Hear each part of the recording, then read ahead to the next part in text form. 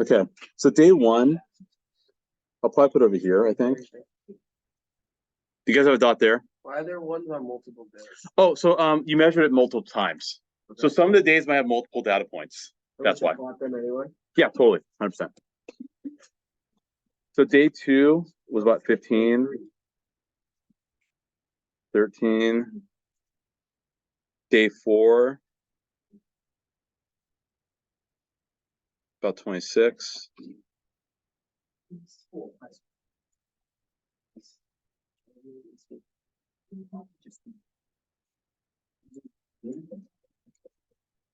Day 5, 38. So that's called a scatter plot. Now, can we say this is linear? Like if I were to draw a line through the first and last point, are the other points on that line? No. So that's no good. If I try drawing this, connecting those two, I still don't get the other data points, right? If I try drawing this, I don't get the first and last points. So I probably say no, not linear. Instead, what type of equation should we use? Because it's following a pattern like this. So you can exponential, right? Now it's hard for us to make an equation for this because I don't know the initial value. I don't know like day 0 what maybe it's normal. I don't know. And we have a bunch of like random points, so it's a little harder to make an equation from it. But we're going to make an equation on the next page.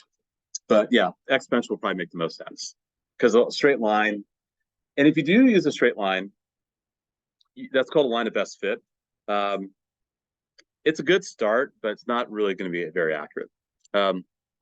Are you guys familiar with machine learning, like what machine learning is about, or have heard of machine learning? No? Yes? It's machine learning. Yeah, but yeah, machine. Yeah, so basically, it's building models. It's building predictive models. How do you do it, Elliot? Yeah, totally. I'll come take a look. It's okay.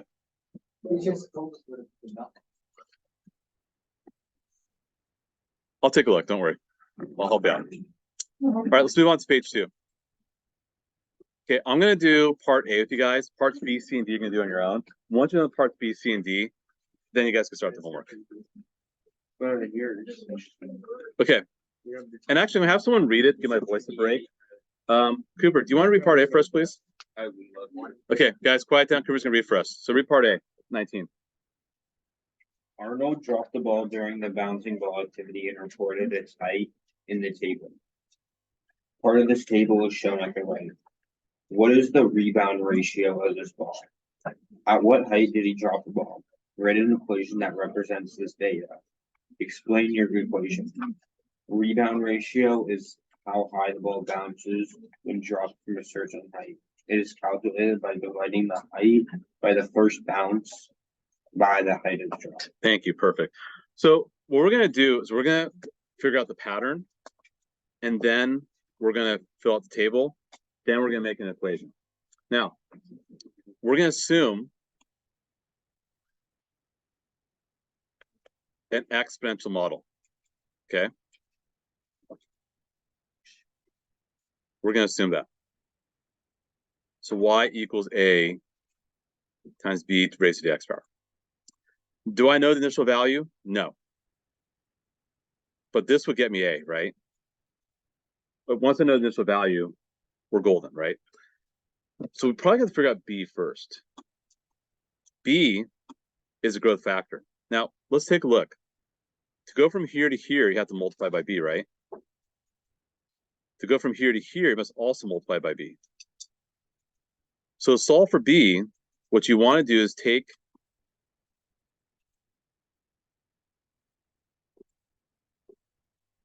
a particular y value and divide it by the previous y value.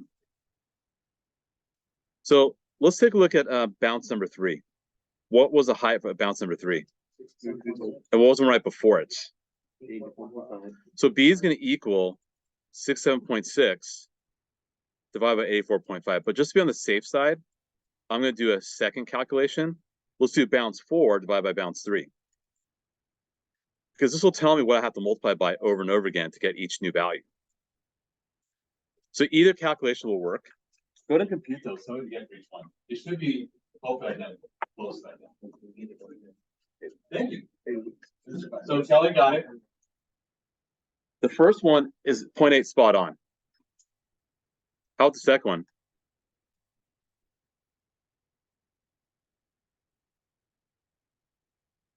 If you guys do the second one, what do you get? 54.1 over 67.6.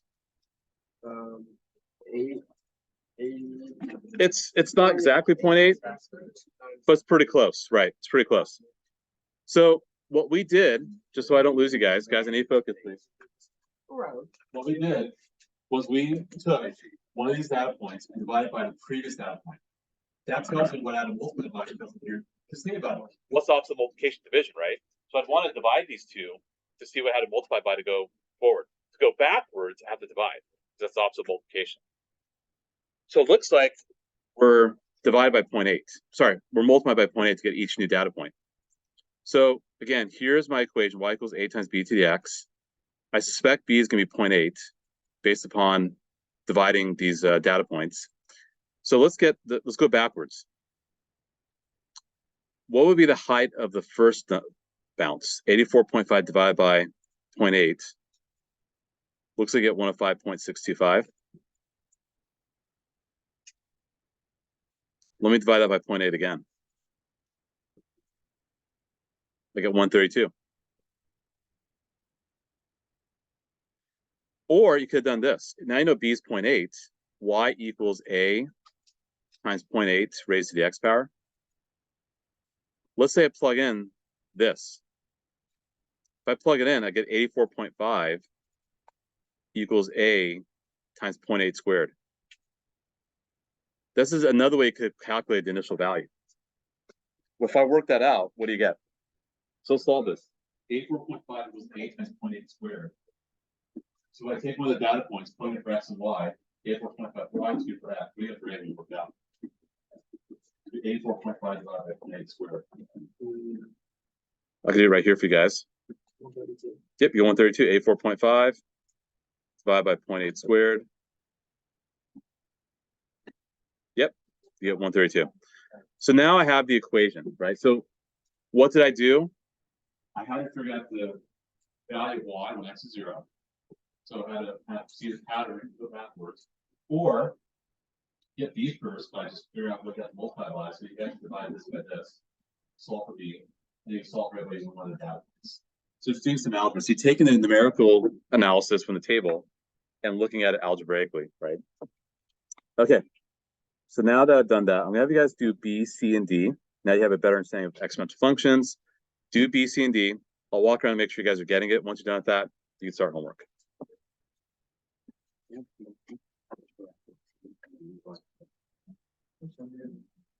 A lot of time.